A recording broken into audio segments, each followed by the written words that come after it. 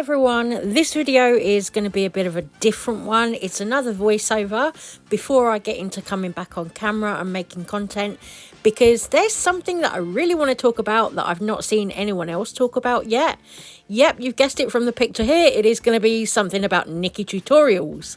First of all, Nikki Tutorials has a cosmetic brand. If you don't know, she's famous makeup YouTuber.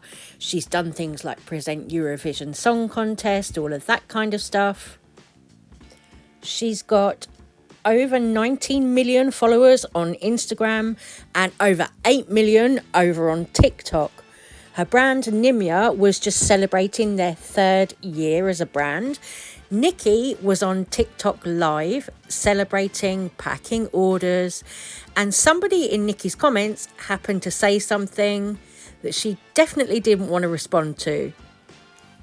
More recently, Nikki has been called out for kind of being a little bit shady about other makeup brands or other CEOs of makeup brands not supporting her makeup brand.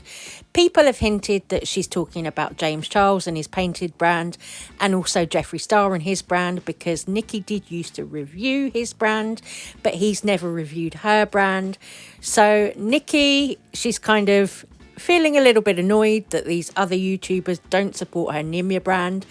So let's have a look down here in the comments. You'll see in the comments of Nikki's TikTok live that I screenshot here, somebody asked Nikki to speak out about Palestine and what's happening there.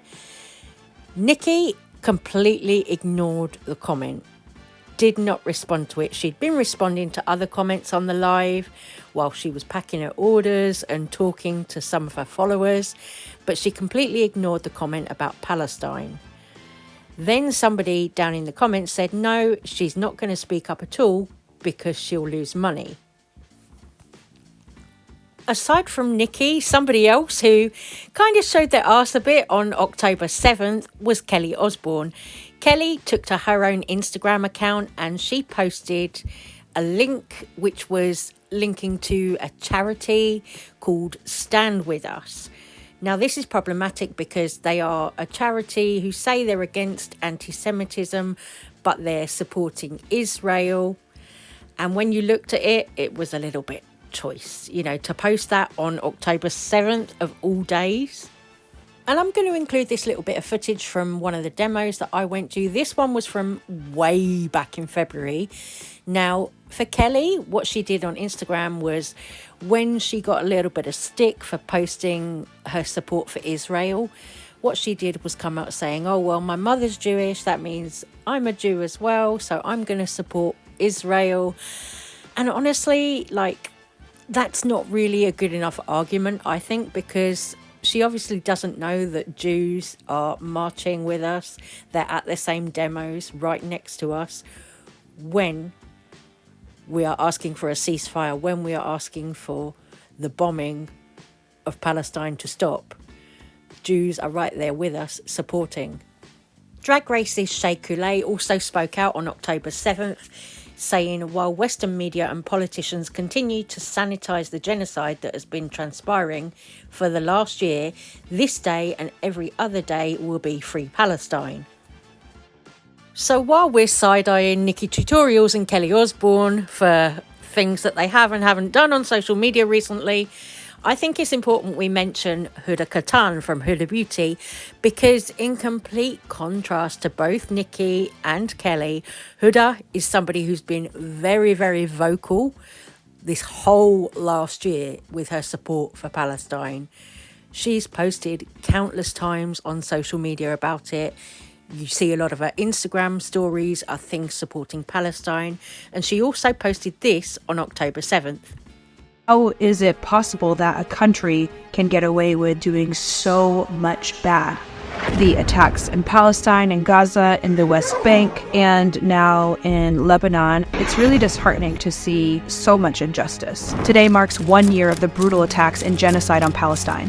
But in reality, they've been terrorizing them for the last 76 years. Israel is a white supremacist, tyrant, colonialist country. In the court of public opinion, Israel has completely lost and failed. Just because you are mass killing people does not mean that you have won the war. They're just in denial. I've said this before and I'll say it again. The people of power are not more powerful than Allah thus. And that is so, so true. That is more true today than ever before. I think it's really important that we don't become desensitized. Don't stop caring for people, for humans. Don't stop posting. Don't stop learning more than anything. If I think about just a year ago, I was dragged online for basically saying something very small to a person who said a horrible comment, really speaking to people in Palestine struggling and making fun of it. And what I said to this person was, I don't want your blood money. And that went viral to the point where there were like petitions to remove our brand out of Sephora. Where are we today? Like, people are saying so much more today. People are able to really speak up and speak their mind. Israel will never recover. They will never be able to pretend that they are the victims anymore. Your voice, no matter how big,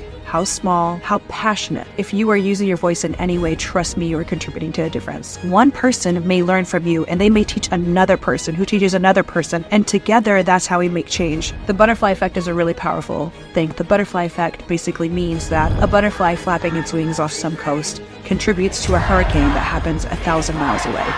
Don't lose hope. We're all feeling each other. In the end, things do unveil themselves. All that to say, as a consumer, if you're somebody who buys makeup, if you're somebody who's from the beauty community and you do makeup a lot and you're on TikTok doing your makeup looks and everything, maybe you might want to think about the brands that you support. You know, if you're somebody who's supporting brands like James Charles Painted or Nikki Tutorials even, or even, Jeffree Star and those kind of people. If you're somebody who's supporting those people, be aware that they've not said anything this whole entire year about Gaza, about Palestine. They've not said anything. They've not used their platforms where they've got millions upon millions of followers between them to say anything or to help with donation links or anything. They've done literally nothing with their platforms. Whereas Huda here, complete contrast, as I said, has been going about Palestine, putting up donation links, everything. I feel like we're living in an age where we're seeing with a lot of these influencers, we're seeing them for who they really are. And the people who have not said anything this whole entire last year, it's really not looking good for you. It's a whole year and you've not said one word on your platform where you've got millions of followers about the genocide that's been going on. You've not said anything about Congo, Sudan, nothing. Like, you've just carried on posting your content, ignoring everything, ignoring the ethnic cleansing that is going on. Like, for me, when I look at my phone and I see what's going on, I can't just ignore it. Every day when you see people being destroyed, children, I don't know how you can look at that and not feel anything, or not feel that you should post something or post donation links that your followers can see or talk to your followers about it. I don't know how a lot of these influencers think they can just carry on regardless and not acknowledge it at all.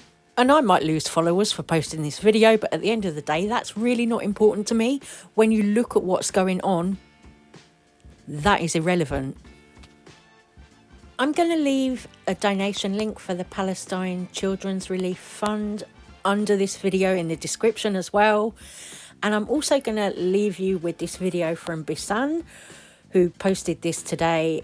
It was hard to watch, but I think it's important to put it up here. And I'm going to leave you with that and say I will see you on the next video, where it will be a completely different topic. I just thought it was important to have this video up here now. And yeah, take care, and I will see you very soon. I know that this video will be taken down almost an hour, and I know that it will not do anything, but just I can't just watch it by myself, feel everything I'm feeling right now, feel angry, feel helpless by myself. I just still cannot believe that this is happening for our children. Israel until now killed almost 17,000 children in the most brutal ways ever. And yet it's not enough.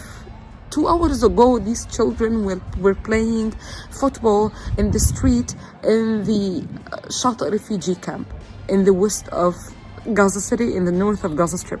And they were like playing in the middle of the rubble of the partially destroyed places because they're children and they don't know anything else to face all of this but playing.